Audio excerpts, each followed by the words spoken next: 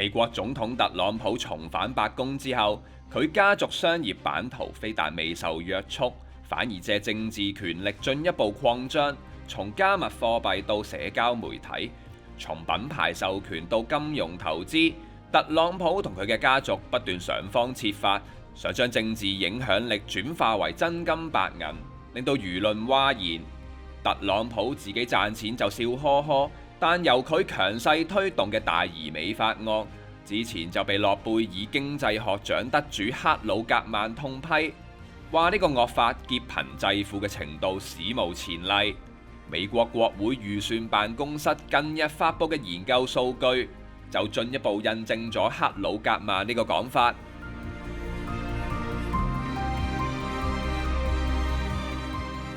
大移美法案主要側重於減稅同削減開支，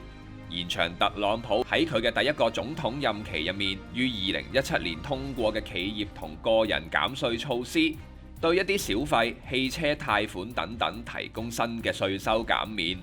同時增加國防支出，並為打擊非法移民提供更多資金。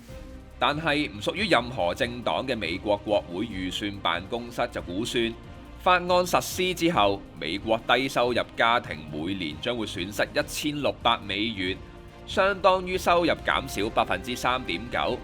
呢個影響主要來自聯邦醫療補助計劃嘅削減，以及補充營養援助計劃嘅食物補助縮減。相反，主要得益於減稅措施，最富裕家庭每年收入就增加12000美元，相當於收入增長2.3%，而中產家庭嘅收入增幅就介乎500到1000美元。眾所周知，美國係貧富分化最為嚴重嘅西方國家。